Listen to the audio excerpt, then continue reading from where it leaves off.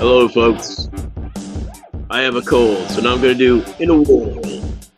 In a world where there's music playing in the background. In a world where you're trying to find hope, and hope is not there. But you're looking for comedy, and comedy is everywhere. In a world where we're all worried about what we're going to be doing for the rest of our lives, which is only about 20 years. We are here to help you get through that in a world moment. And the person who's going to do that for you tonight, as a host, Mr. Mark Sweetman. Hey, we're back in there. In a world. Yeah, I'm here. There we go. All right, now let me bring. Oh, wait a minute. Now I take the music down.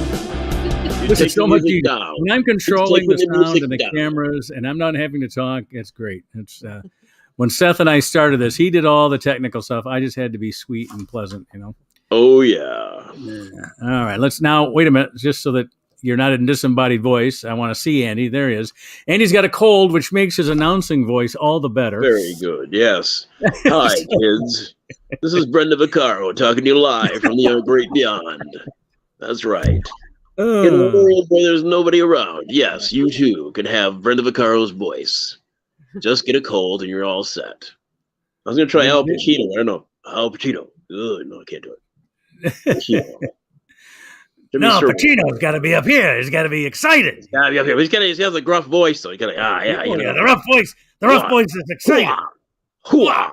Yeah, hooah. Okay. All right. You know what we got to do? We got to just do one session of everybody's worst and best impression. and then we'll do George C. Scott. Well, no, I can't do George C. Scott. His voice is kind of high, but it's gravelly. Kids, I don't know. Nick Nolte, maybe. What the heck, guys? No. and maybe we'll recruit some impressionists that are under 40 so that we can get some live people that we can do impressions of. True. Well, Nick Nolte's still alive. Who? Nick Nolte's still alive. Well, he's still alive. Who am I thinking that? Oh, William Hurt passed away. That's it. I always get those. Oh, yeah, William Hurt. Wow. All right. Hey, well, anyway. I have one thing to say about the 51st jokes. Yeah, go ahead. I thought the best joke there was done by, was it Brian or Bruce Pooch? Bruce Punch? Bruce Peich. Bruce Peich. He's an unclubber. That was probably the most concise joke, and it hit so good, you know? I can't remember what it was. It was the the thing about hanging out with your how is your stepdad a lot like hanging out with how's your dad a lot like how's your stepdad a lot like dropping a gummy of marijuana. You never know when he's gonna hit. You never know when it's gonna hit. Yeah, that was when it's gonna hit. Yeah. My favorite line was Carl Johnson. He was up like about 11th or 12th or something like that. And everybody was just killing. So he gets up there and he goes, I guess everybody's just doing their closer tonight. Well, I think probably that is pretty much true. Half of them do their closer, and then half of them actually are participating in the hope of the show, No, I'd like to. Well, when you start hearing jokes that you've heard before, comics are pretty good about calling other comics on that. So, and then you take the chance I take, where everybody just reacts so negatively to everything. In fact, as we're leaving the stage, Marcy Cousins, she did all the Bill Cosby jokes. Yeah. And as we're walking off, I said, "Thank you, Marcy. If it wasn't for you, I'd have the most moans out of the audience tonight." But they were very good, very on top of it. So I thought, and I liked the material, but I guess you just can't. Mine was kind of mean, admittedly so. I had to apologize. I had to apologize to Pat Sievert. Because I heard about it. And so I want to make sure that he got an apology from me. Oh, but anyway, about the weight thing? Yeah. And I'm not exactly, twiggy, I was the third fattest guy there that night, and so on stage anyway. Go ahead. I didn't think I was that far off base being a fat guy doing a fat joke, but because I mentioned him by name. People took real offense to that, so I apologize. It depends on size, man. You know, it's like if you're his size, it's okay. If you're smaller than him, probably no. You know. Well, I apologize to anyone that I offended with that. It was wrong. What can I say? I was wrong. Like in 45 years, I haven't made those mistakes before. Not that excuses it. Yeah, you get the Kramer Award for the evening. Not that I have a subway card that I get to stamp every time I make a bad joke, and I get a free one every. Yeah, Mark, you get the Kramer Award for the evening. There you go. Yes, exactly. All right. Well, anyway, those of you that have joined us before know that we talk with a little banter with Andy and I, because he's been my co-host. These 2.5 years now. We're coming up on our 3rd anniversary. Here's some of the things for 2.5 years. Yeah, what I'm thinking about. The co-host helps for 2.5 years. That's right. Yeah, the first show in April will start our 4th year. And I am considering, actually, I've been doing this on my YouTube channel. I'm thinking of creating a new YouTube channel just for the off night. Call it the off night YouTube channel. So, and then I can, then we can do more things with that, because my channel is mostly for my shit. Anyway, but we always start our show off with a banter with Andy, and then I introduce my lovely bride, Susan, and she is a bit of a poet. Well, She is a poet, and after she wrote her first poem 2 years ago or so for this show, her first poem for this show, Sam Greenfield, our co-host from New York, who's yet to join us tonight, we hope he shows up later, was just bubbling over. He wanted a copy of it. He thought it was great. So we decided to make it a regular feature, because she can whip these up like they're nothing, right? So now we go from Andy and Mark, and now we're going to turn it over to Susan. And here's Susan with her timely, newsly, topical poem of the week. Here we go. What Mark didn't mention, and we had talked about, and he was going to mention that I do last year's poem before I do tonight's poem. I thought we were going to do it. Is that all right? Well, I thought we were going to do it last year's after the first. We can do it that way. Yeah, all right. Do this year's first, and then we'll do last year's. And then we'll do a year in review of this time last year. Does that sound like fun? Okay. I was gonna introduce that after you're done, but go ahead. Here's tonight's poem, fresh off the presses. Entire state of California under threat of a flood. You'll need more than galoshes for those slides of mud. Hamlin's off the ventilator, but still critical since he fell. Medical team says his heart attack recovery is going well. Federal abortion medication given the FDA okay. Now each state can decide on your uterus today. Prince Harry's new book, Spare, comes out this week. Has it cringy, petty fights? Read the book, hear him speak. Our country back to work? Things couldn't look bleaker. 15 votes to elect McCarthy as Republican House Speaker. All right. That's all right. Very good. January 9th, 2023. Now she grabbed last year's poem, which would have been on the 10th of January. What did we do a show on Saturday? A year in review. Okay. It was January 10th. All right. So this is last year's poem on this night a year ago. Let's see how much of this stuff we can even remember what we were talking about. Oh, wow. Okay. Mike. All right, here we go. Brazilian rock slide death toll 10. Bob Saget won't be back again. Sidney Poitier died at 94. The COVID virus is as strong as before. Myanmar coup is going strong. Aung San Suu Kyi's sentence is long. More Americans than ever are quitting their jobs. Employers can no longer be snobs. Djokovic got his visa back. Still COVID vaccine he does lack. Russia has activities at the border of Ukraine. Destabilizing talks are ongoing again. 27 rescued from Lake Michigan ice. Thank you, Wisconsin sheriffs. That's nice. The off night resumes the show today. Mark, what have you got to say? All right. That was a year ago. Wow. That was a year. And you know what? It's funny because, Djokovic just went back to was it Australia, that he got kicked out of last year because he wouldn't vaccine. And what was the other thing that I noticed? Russia attacked.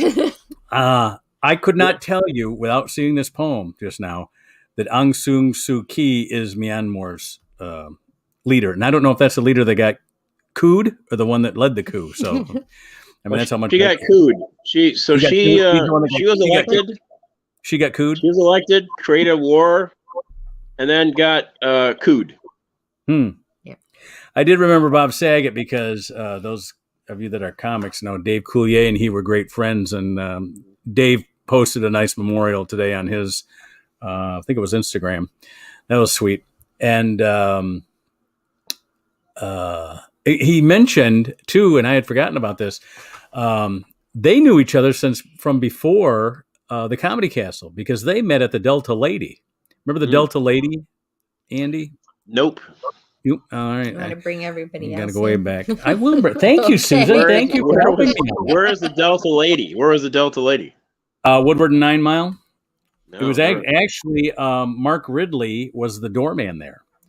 And that's really how the Comedy Castle got started because he was the doorman and they used to do open mic comedy on Monday nights. And and then Dave that was in the 70s, wasn't it? Was that in the late 70s, early 80s? That was like 76, 77. And then in 78, he had gone out to Los Angeles to take he was a student at Wayne State in the film and theater department. Talking about Bob Saget? No, we're talking about Mark Ridley. Oh, Mark Ridley. Mark Ridley had gone out to L.A. to test for the University of Southern California's film and television program. Because it was a little bit more reputable than Wayne State University's. I shouldn't laugh at my alma mater, but let's face it, but Mark was a film student at Wayne State, and Bob Saget actually made an appearance in his student film. Nice. Yes, he did. Yes, he did. Well, that's cool. Anyway, so Mark went to the Improv and the Comedy Store and the Comedy Magic Club and the Ice House, and he said, "I think I could do this in Detroit," and that was the germ of the idea. But he says, "I got all these guys on Monday night," and he grabbed Tim Allen and Bill Thomas and Sheila Kay and Van Gunter and Tim Lilly and Joe Allison. Joe Allison was one of the original guys there at the Delta Lady. Wow. And Greg Otto and Lowell Sanders. Oh, yeah. Did I say Tim Allen? Tim Allen was one of them. Tim Allen and his buddy, the guy who his dad was an announcer at WJR. Can't think of his name. I'm horrible with names in my old age. Anyway, so that's how we got the idea. And then he found the meeting place out at Orchard Lake Road and Pontiac Trail and went in the basement there. And it was a string of many basement rooms that he had. Mm-hmm.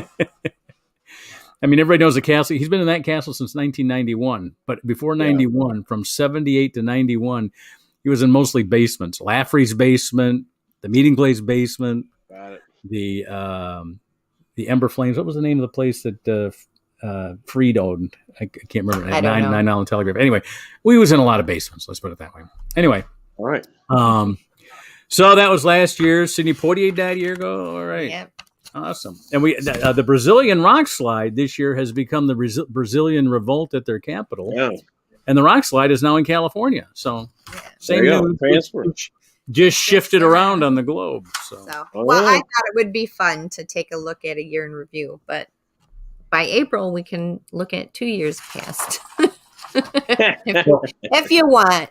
Well, let's bring our other guests out onto the show now. Joining us as always from his car. This is always enjoyable. He's a driver and a rant comic, which he did a great job last night. Oh, let me introduce it, but let me bring him on, and then I'll explain to you what happened in last night's show. Here is Brazilian rock slide. Here is Jason Grant. Everybody, I'm hitting the wrong button. Oh, there it is. I muted. Wait a second, Jason. I muted you when I meant to bring you on. All right. I hate running board and being on the camera.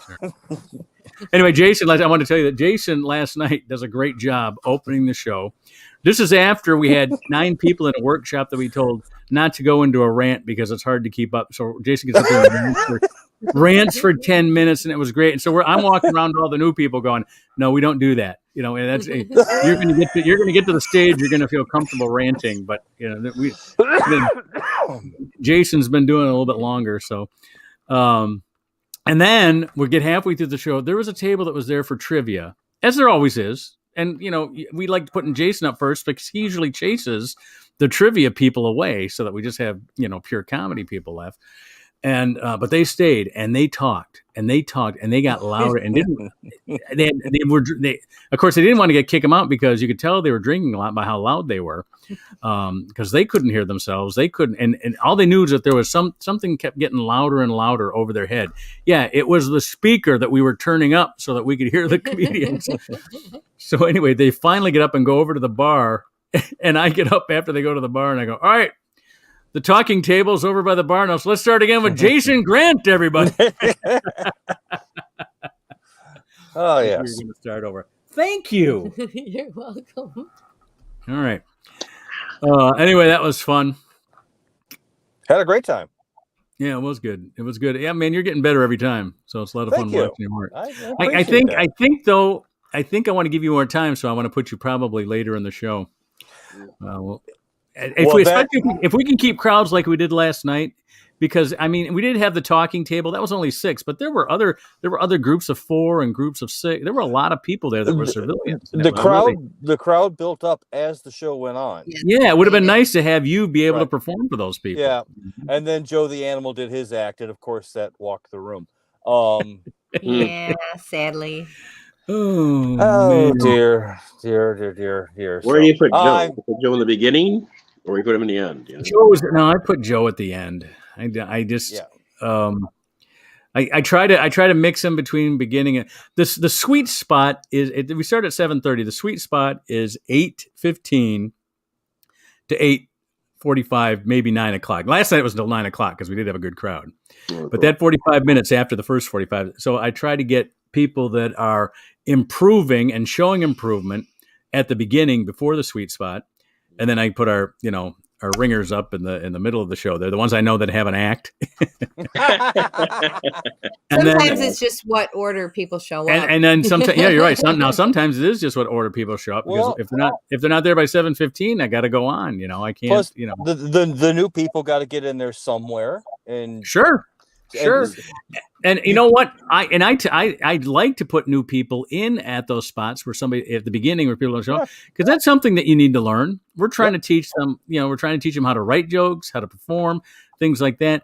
And one of the things is somebody comes up to you, goes, "You're on next. You got 50 seconds." Something like that. You know what I mean? You got to be able to learn how to do that type of stuff. No, sometimes they'll even hit right off the bat.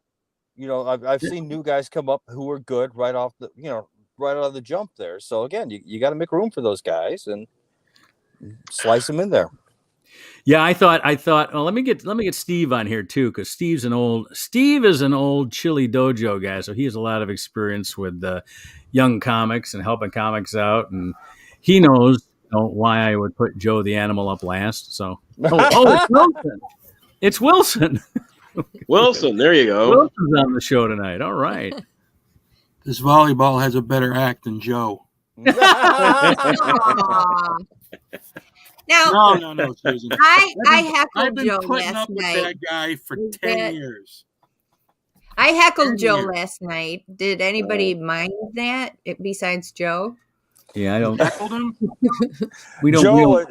Joe was actually hurt by that, and I'm like, Joe, just chill out. Don't be so personal. It's an opportunity to sort of retort. And I said, you should have gone into your rant about being an economic prisoner. And even he said, that's, he just didn't think of it at the time. He doesn't, he isn't very, he's not, and I think that's part of his function, dysfunction, whatever it is, where he gets into he's got point A and point B, and he's got to get there, and nothing's going to keep him off the line from point A to point B. Yeah. And he doesn't listen to the audience. He doesn't listen to his, you know what I mean? He's not hearing what he's saying. Exactly. And it's just, and if he gets to point B, and he looks around and goes, nobody came with me, you know? Yeah.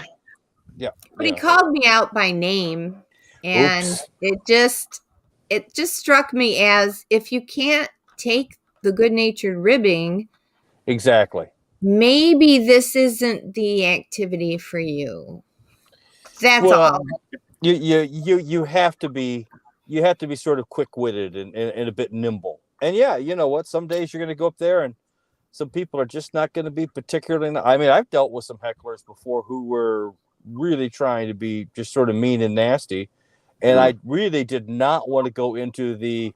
You guys know the basic sort of Sam Kinison style retorts. You know, here's the $1 I still owe your mom. You might not recognize her. I shaved her back. Right, but you can even go. You can even go to, hey, I don't come to your place of work and knock the dick out of your mouth. Yeah, always go to the hack. When in doubt, go to the hack. Exactly. The tried and true responses. Every comic should know. If you don't have your own quick, retort right there. It's better to have your own. It's better to have your own. Better to have your own, but you should have something ready. And I've seen some young comedians do that at Ridley's on an open mic. And it really pissed off a whole table, and they basically, this table wasn't. And that was the people that came to see him, Yeah, I mean, exactly. But it was the market. He was just a young kid. I could tell he hadn't been up but a couple of times, and it's just like he didn't realize that. No, you need a little more finesse, and you can't get angry and if we've already mentioned Kramer once, but maybe that is the best example of someone whose entire career went up in napalm with just one brief little segment of time, and everything he'd worked. How many years had Michael Richards been in the business just to see it all literally just burn like a target at a nuclear weapons test? Yep. And there's a very good Seinfeld Comedians in Cars Getting Coffee where he takes him out for coffee, and he does. That is a great episode. He interviews him about it, and he has a very good. He's remorseful. He realizes that it was not appropriate, and it's actually refreshing that he thanked Jerry for giving him the residuals so he won't have to work again. So. But I recommend that episode of Comedians in Cars. Yeah. I rip on my own opener or my middle. I did that at the Moose Lodge in Midland on Saturday. Quorum Chic was was middling for me. It was a clown show. Ooh. And I walked up, right? Because Quorum does all this self-deprecating stuff. Yes. Yeah, exactly. So I walk up there, and my first joke was, pardon me if I'm a little freaked out, but I could swear I killed Quorum in Fallujah. But that's funny. Well, that is funny. And then there was a couple of groans, and I'm like, don't give me that shit. You laugh at his jokes, but you wouldn't sit next to him on an airplane. Right? And the loudest guy laughing at those jokes was Quorum. Yeah, of course it was. So I got I mean, like I said, have fun with me. I'll have fun with you. It's just if you're gonna go and be a tight ass, I mean, just stay home. Yeah. Well, Mark and I were at that one practice dojo when he kind of snapped at us when we were trying to give him material that works. Yeah, because we're assholes like that. Yeah, and he got all snippy. He got all snippy with us, and it's like that's I've never seen anybody hostile toward material. Holy shit! What? Well, your dog is heckling you. Yeah. Hey, I think guys. What are you doing? There you go. Come here, buddy. I gave him a suggestion for his Borderline Man. Yeah. He should bring out the Borderline Man action figure. Yes. You know, yes, that shirt. I said Yeah. I said the shirt, and what's his name? Juan Carlos Yeah. created that shirt for him. Isn't that much better than what he's been wearing for Yeah, 30 years? exactly. Oh Yeah. my God, it's great. I mean, It's and, great. he does that thing where women don't like hand puppets. You know, ask me how I know, and then you pop out the borderline man action figure, and you know that he don't want to do it. So you know what? I made the suggestion. That's great. If you want it, it's yours. You don't. You know, I have a hard enough time doing my own act without getting doing Joe's, without getting run off the stage. And you know, I mean, last night, like I slipped and stumbled in a couple of places, but my recovery was good, which I like. You know, I mean that I can. You know, all right, I kind of lost my thread a little bit, and but that's all right. I've got a recovery for it, and it got right back into it, and that it felt good. It was a nice set. He gets sidetracked and off into space he goes. Well, let's not talk just about Joe, because Joe's going to be the same show every week. You know,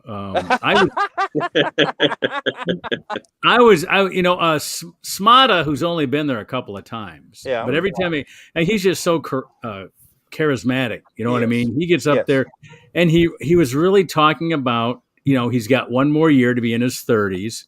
Yep. Great premise. I mean, he's got a lot of things he can go off of. Right.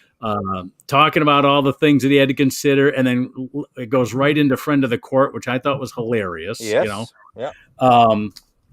Didn't telegraph stuff like we're idiots. I mean, it was really, and he presents himself really well. And then that other kid, I guess it was his cousin or his nephew, Tyrone, that got up. Yeah. All those people in the front were there to see him, right? Yep. They didn't crack a smile once, and it didn't even affect him. He was playing to the crowd. He started ignoring his friends that came to see him and playing to the crowd in the back that was laughing at him. You know. Well, they'd probably already heard it. You know, he's probably practiced. I mean, I told him that he had sort of, and of course, you know, me dropping a 50-year-old reference like this kid's going to know it. I said he had a sort of a Franklin and Jai vibe to him. Yes, yeah, you know? You're right. And he's like, oh, I'm more like a Mos Def. And it's like, and he's what, in his 20s, early 20s, something like that. Oh, he's going to know Mos Def. Franklin Ajay, probably not. You know, even though that is, I think, to me more. But I mean, that's sort of the same character that Chappelle channels occasionally. Not exactly the same, but you know, just like his uncle up before him, Smosh. He has a little bit of that Sinbad thing going for him. Yeah. Not Sinbad at 11. But more like a 5, you know what I mean? Just a little bit of that abundance, that whatever. I mean, you know, just a little bit of that, that charisma. You can tell. I bet when you see Smot on the street, he's not wearing that same jacket, tie, and hat. You know what I mean? Yeah. So he's got that. That's a great character he's got. Yeah, exactly. And you know, I appreciate when you see comics doing that. You know who I also appreciated last night was Blaine Drews. Blaine Blues. Yeah. Blaine Drews. Yeah. Because when he started a year ago, he was really fresh. I don't even think. Yeah. I think he just turned 19, so he was just barely 18 when he started. And I thought he was kind of raw, and I thought, you know, he's the best part of him. He had the guts to get up there and say some of those things. Right. And he's kind of tailed off on the stuff that I thought was sort of uncomfortable, which is kind of cool because he's reading the audience. If the audience is telling you, hey, maybe you shouldn't do that. Why don't you do the stuff that gets laughs, then write some more stuff, do that, and throw out the stuff that doesn't get laughed, keep the stuff that does. And I thought he's been doing a good job. Well, and again, Skippy, that was the second time Skippy was there. Yep. And she's got a great character.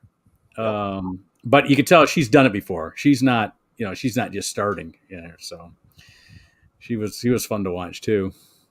All in all, a good show, I thought. Yep. And glad to be there. And we had 4 people from our workshop that I couldn't get to go up. But they weren't not ready yet? They weren't ready yet. We just, you know, I used to go with Chili on his workshops on weekend rooms where he'd work, and he'd do like a 9 to 1 and then a 2 to 6 8-hour workshop, right? Like, lunch break, and he would cover a lot of stuff. And when he passed away, we thought that died, but we started doing the soft launch dojo. And then I contacted Vicky and Thaddeus, his widow, and Chili's widow and his son, and they turned over all his material to me. And so I tried to turn that 8-hour seminar into a 4-week, 2-hour each week sort of workshop. And so the first week is sort of character development. We really didn't write jokes as much as we were working what makes you laugh, what things make you funny, things make you angry, what do you have hope for, what don't you understand, what confuses you, all that type of thing that Chili used to do in his dojos. And so none of them really had any jokes. So next week we're going to kick off and go start right with joke writing and get a little bit. And I told them, and probably the best example of this is that new girl, Jacqueline. Her cousin is Zach. Zach comes with 5 new minutes every week, but Jacqueline comes with 1 new joke. She does 2 jokes, and then the next week she does 3. And if she only does 2, she drops the one that didn't get laughs and adds a new one. So she's building her show. She'll have a show in about 20 years because she takes her time. But anyway, but I like the way she does it though, because she gets up there and what she's doing is she doesn't have any problem writing because we've heard her at the dojos read off her notes and she's got some funny stuff. She, unlike her cousin, has a hard time getting up on stage in front of people and talking without flubbing her words. So it's for her 2 or 3 jokes is about all she can get out before, and it's not like we're paying her. So this is what this is for. That's what the Unclub is for, to be able to get up there and do that. So, and I appreciate that when people are trying and not dicking around, Steve Rossi has been much better at not dicking around since I mentioned to him that he dicks around a lot, So, because he asked me about that. He goes, well, I'm always getting these late spots. I go, because you dick around too much. I go, start showing that you're serious about it, and I'll start giving you better spots. And he did much better last night with a good spot, and he respected the time that he had. So he didn't get up there and spend 25 minutes dicking around. Well, for the new people, one thing that I do before I do my set or whatever, and if I'm stumbling around with words and whatnot, before I go on, I'll go into an empty room or I come up here to my favorite parking structure, so long as I've not been, banned from it, and I will actually say the words very slowly, very deliberately, at a half speed or quarter speed. It's something that I learned from an acting coach, that you say these things and then you sort of build the tempo a little bit, but essentially you're sort of training yourself to say these words. There's a certain, feel about them. And that way, when you go up on stage, you've said them, you haven't said them to these people, but you've said them and it doesn't come off as something you've memorized because you want it to sound extemporaneous off the top of your head, but you don't want to be stumbling over them because you're trying to get them out and they're coming out in the wrong. You know what I mean. You get the point. I know exactly what you mean. Well, the best example of that is right now is Susan, who I guess had to go get my daughter at work or something, so she left. But of the 4 here, you and I, Jason, were the only ones that started last night. But she went up without her notes last night. Good. And I said, you got to, eventually you have to do that. We don't have any rules about not having notes. There's a lot of unwritten comedy rules out there. You can and can't do this and stuff like that. And comics to bring up notes are a hack. And I don't want to hear any of that stuff. Do what you need to do to get the material out there. And if it's new material, bring a notebook. What's the problem with that? There's no shame in that. That's for sure.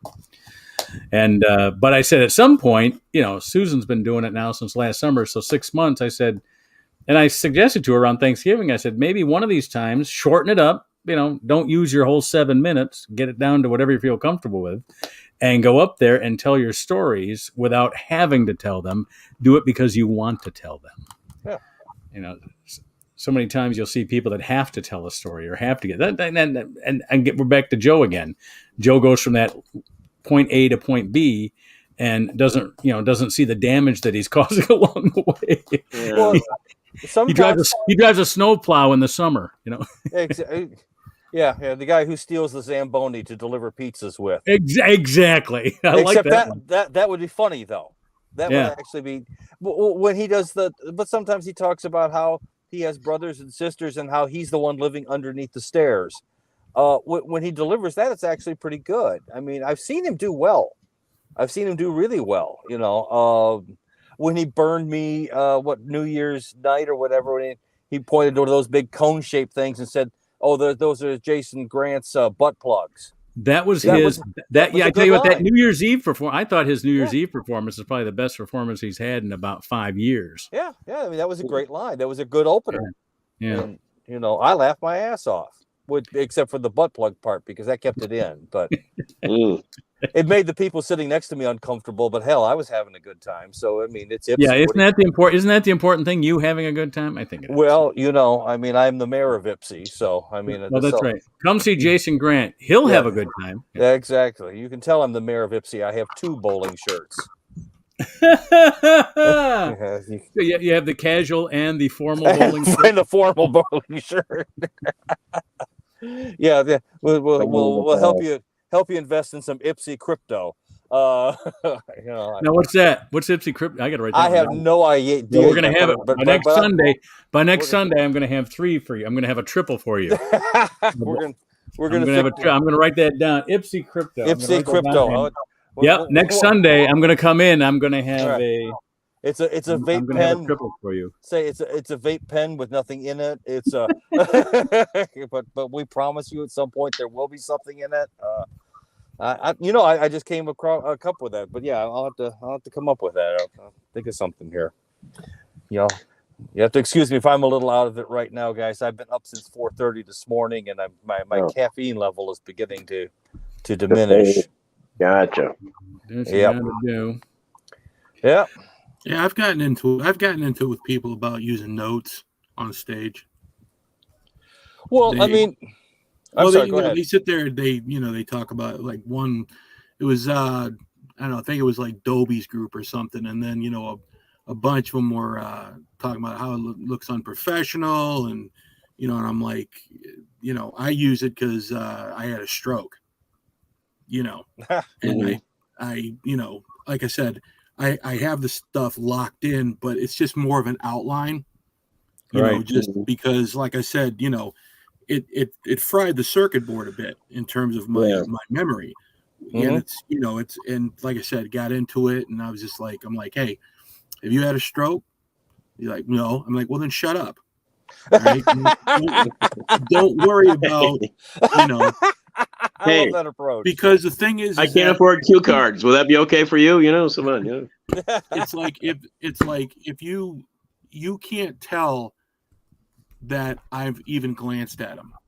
And like I said, I've turned it actually into a joke. I walk up and I go, hey, I was in the back there, and I was watching you folks, and I was taking some notes. And then I just kind of nod. I'm like, then I just shake my head and I put it down. And it's like, like I said, I've worked it in. I've used different things. I'm like, so I've got some notes here, or as my attorney calls it, state's evidence. I use different lines, but like I said, I had to adapt. I didn't plan on having a stroke, but I had to adapt to it. Sure. And I that's what I'm saying. It's great when you've been doing this for a while and you stop giving a shit about what other comics especially think. That's where we are right now. Yeah, your stroke routine is so good when you're talking. That is a good bit. Amongst the good parts of it, amongst them are when you're going into the ward and they're all old people, and you're thinking this isn't good. And again, that can only be told by someone who was there. That's lived experience. Yeah, and it's really strange. I said, I mean, they're wheeling me down the hall, and I'm like looking, and again, youngest person up there by about 75 years, and nothing but old people and their parents. Like I said, I felt like I had crashed a Walmart greeter convention. It was, everything was. I've had people come up and go, "Did you really have a stroke?" And I'm like, "Listen, I didn't need material that bad." That's like people coming up to me. Do you really have 8 kids? Yeah, I needed the material. So 8 kids. Speaking of 8 kids, Adam Rich died. Yeah, I heard. Yeah. Yeah, he was like in his early 50s. Not only eight was enough, 8 was too much apparently. Probably 2 8 balls and a hooker somewhere in El Segundo. From I heard he did. I heard he had a problem with the with the enjoyment. You go from being the toast of the town as a 12-year-old. That's got to be rough. That's got to be rough. Me just saying that, I know I'm violating my parole, and I'm not even on parole. Well, I'm a little pissed because I had Willie Ames in the Celebrity Death. Willie Ames. You see, you've got to put that has to go up next time you're on stage. That's right. Write that down. The young kids will never get it, but fuck them. Who cares? You know, they don't have a sense of humor, anyways. What's funny, because I drive the college kids around all the time, and I'll start doing a bunch of Kinnison stuff, and they've never heard it. And you know what they're really I mean, I know I'm not trying to pass myself off as I know I'm copying somebody else, but my point is they've never really heard like that sort of outrage comedy that we saw from the late 70s into the 80s. They really have been used to this stuff that just sort of massages their ego a little bit and stimulates a lot of clapter, but not really the stuff that just really. Well, a good the New Year's Eve show, which I was really happy. I was doing my rant and I got it to a really, really dark place, and this lady up in front went from smiling to having this horrified look on her face, and I just looked at her and I said, "Oh, and by the way, Happy New Year, Happy and it broke the tension. She started laughing. It was the end of the routine. It was great. Yeah. But that's sort of the point of the whole thing. I kind of get you from here, and then we're going to end up over there. But Right. that's what any good joke does, right? It kind of flips things around a little bit. Hey, you know what would be a good way for you to add some material, Jason, was that last line that you have. Which one about the bloodstained note being ice picked to the steering wheel of a now empty Tesla? No, I like that. No, the one about if you're into SMBD, don't use. Don't use fire as a safety word. Yeah, that. I would take that same formula and say, if you're into blank, don't use blank as your safety word. The safety word is the only thing you save out of it. But just add a bunch of things. See a bunch of things we can come up with. Maybe we can dojo that thing. Oh, yeah. Because then you can rotate those in. Those can be built into other. As you get a good one, you can build them into other bits. Again, you're a redneck when. Exactly. Well, that again, lived experience. My cousin did 90 days at the Dehoko for women back in the late 70s, because to support her heroin habit, she was an S&M whore, and she damn near beat one of her Johns to death because he didn't use the right safety word, and she damn near beat him to death. And that sort of was one of those little things from my childhood that I kind of remembered and said, oh, okay. Well, you mean that he wanted it? Defense didn't work. That was precisely what I mean. And she ended up, and you guys all remember Dehoko for Mark, I'm sure you do. Yeah, I do. I wish my wife was still here because she works in the law. She's a paralegal. She works for attorneys. She would always tell a dominatrix, get it in writing. Get it in writing. Yes. Yep. Get a contract if you're going to be doing that kind of crap. Get a contract. I want to see a tombstone that says that he forgot the safety word. You see, may I borrow that? Because that one. Who's taking it? He's giving it to you. He's giving it to you. If I could borrow that, because I grew up next to a cemetery, which again, as I pointed out, my mother was a ferocious funeral critic. He's giving it to you, Jason. Take it. I will use that. I will find a way to work that in with my closer. That's good. I visited the cemetery near my parents' house just the other day, and I saw a line of wisdom that said never use fire as a safety word. So thank you. Yes, thank you. Sure. That does improve that changes it up a little bit. I can do that. I like that. Now all I got to do is figure out what Ipsy crypto is, and I told you Sunday. Give me till Sunday. I'll have a bunch of them for you. Okay, all right. We'll work that out. I'm putting that. I'm taping that to the television. We have a 36-inch screen that we put in the corner of our bedroom, up in the corner, and I every time I'm working on a bit, I clip the notes in a large font for whatever the premise is that I can see. So as I'm watching the news, a television show, a commercial, I'm looking for it from that angle, whatever that is. Right now, I'm working on material about not expecting to not have any grandchildren at 63. I thought by this age, at 63, my father had 6, 7, 8, 9 grandchildren. Oh dear. And I've got 0. And you think with all these kids I got, and 7 of my 8 kids are adults now. 6 of them are over 21. I go, come on. Hey, once you figure out what Ipsy crypto is, you can tag that other thing. You can make that another tombstone. He tried to pay an Ipsy crypto. Yeah. Thank you. Yes, that's, now we just got to figure out what that is. Yeah, I mean that's a great callback too. I mean, keep this up, man. I might have an extra 2 or 3 minutes out of this. You could be. Has anybody done the tombstone comedy thing? Has anybody done that? Has anybody taken that bit? I mean, I've seen it. Comedy. It's like I've seen Tombstone comedy. Tombstone comedy is basically the New Yorker. Appearing at all funeral homes the next 6 weeks. So you know what I mean by the RIP that they have in the New Yorker and in Playboy. Those were very popular cartoons. One frame cartoons with the rest in peace. Yeah. Somebody making a comment. But nobody's never seen a comic do it. Normally somebody has to go to Boot Hill to find shit this funny. I told you I was sick. Yeah, there you go. Yeah, that's very funny. There you go. No, I like Carson's. I like Carson's tombstone. Have you ever heard what Johnny Carson has? No. What's he have? We'll be right back. Oh. We'll be right back. We'll be right back. Well, one line I wanted to use last night, and I wasn't able to get it in there, was, the gym I work out at is not a gay gym until I show up. And then go into the but it's and this is again lived experience. You go in there and there's just nothing but a bunch of these really wretched naked old dudes, and it's like, what, is the cemetery closed on Sundays, fellas? What's going on? Wait, which you go to Planet Fitness? No, I Washtenaw County Washtenaw Community College Fitness Center. And it's just a bunch of these like miserable 95-year-old naked Keith Richards lookalike dancing around in the locker room. It's like, fellas, good God, put a towel. Nobody wants to see this. The dead don't want to see this. No one wants to be remembered this way.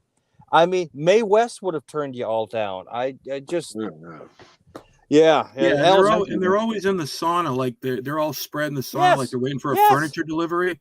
Thank you. Yes, thank you. Exactly. Yeah. Again, another great one. I mean, you're talking about my people. You're talking about my people at the gym. Listen, I have a mirror. The way in the sauna is like a Saw Bellows. Yeah. I mean, I have a mirror. I'm in the senior basketball. Oh my God! League at Schoolcraft College. Yeah, and of course we're all over 60. And we share the gym with all these young swimmers that are there in their snap tight Speedos and everything. And every once in a while, you'll see one will come into the steam room because that's where all the guys, the old guys, hang out before or after. They either need to sweat before they go on the basketball court, or they sweat afterwards. Get all the aches and pains out. But you'll see these guys come in their Speedos, and they'll see us, and they'll just kind of go, "No, not for me." No. I don't need to see the future. I don't need to see what's coming. I've had to remind, when I see girls sitting there with their little boyfriend next to them, and I said, "Honey, he's all cute and hot and handsome and 20 years old. I am your inevitable reality. This is what's going to happen. I am your future." There's one for your voice, Andy. Exactly. You're going to be sleeping next to this in some iteration of this. Get ready for it. Here it comes. Yeah, his art time profile is toilet water teabagger. I remember I did a joke. I used to do a joke about joining the gym. I was a gym rat when I was a kid and played sports and varsity sports, and through college I was taking in gym classes so I could get into the gym and everything. And then I got into comedy, and I never really got back into the gym till I was like 45. And I was like, I said, And the weird thing is when I was in the gym before, all the guys walked around naked. That's why we had gender specific locker rooms, so that we didn't have to cover ourselves. But all the young people are like, dude, cover up, dude, please, cover up, Yes. And then because they were like, what are you doing? I said, we're in a men's room. We're in a men's locker room. You take your clothes off, you leave them in the locker, you grab your towel, and you go shower. Oh, you no, put the shower around your fucking waist, for God's sakes. I mean, it's bad enough you need some sort of apparatus to keep from leaving a nut trail. So anyway, I said one of the jokes I did was, a lot of people like to say that the large black phallus is a myth. Well, now that I've been in the locker room where everybody drops trow, I know that saying that the large black phallus is a myth is in itself a myth. I ran into Brent Sullivan. He talked about the joke he came up with about, I saw guys, his dick was so big it had a time delay. It's like, exactly. Yeah. Exactly. Hey, have you seen now, Brett? Have you talked to Brett recently? Yeah, he actually. I ran into him over the holidays. I was like, was he in town? He was in town, wow. And he's gone now, but he has a lot of stuff going on for him. It's pretty cool, and I know his daughter lives out of the country, so he's got I guess before she's an adult now, but I mean, she used to. I got two different Brents. I know what you're Brent talking about, but I was talking about I'm thinking of Brett. I'm thinking of Brett Cushman, not Brett. Yeah, I'm sorry. Yeah, I still watch him on Facebook. I still get a lot of information about what's going on. I stay in contact with him that way. So, but yeah, hey, a bit of a callback, gentlemen, if you'll permit it. Earlier, you were talking about Mark Ridley. Do any of you have any memories of Kirkland Teeple? I do. Because I remember hearing about him. This was long before I was doing anything with. I was intimidated. You're talking about Expando Man. Yes, I mean, but he started the Ann Arbor Comedy Showcase. He started it above the Heidelberg. I was there the night he and Fritz got into a fist fight. I didn't see it happen, but when I got there, that's all anyone was talking about. What happened? How did all that? Fritz was so drunk he probably doesn't remember what happened. But I mean, Kirtland eventually lost the Comedy Showcase, is my understanding. No, Kirtland was an alcoholic. Kirkland didn't lose it; he shot himself. Well, I know that. Yeah, So Roger Feeney is his brother-in-law. Yeah, I didn't know that. Roger was married. Was it Kirkland's sister he was married to, or was Kirkland married to his sister? I can't remember which one. I'm not sure. I know they were related, and Roger and him started both those clubs. Yeah, but they had already moved to Seva and sold it to Claudia before Kirkland's demise. Yeah, and Kirkland was a drinker, or was it cocaine, or was cocaine? It was all of it. It was all of it. Cocaine, anything, pills, anything. He was a drug addict. The last two times I saw Kirkland was in a Myers up there on Ann Arbor Saline Road, and he was in a vehicle. I don't know if it was a Jeep or whatever, but it had all these bruises on it. And he was, crossing the road with like a big, brown paper bag with like 2 or 3 bottles in it, and he was heading back to his car. Dear. The night after his funeral.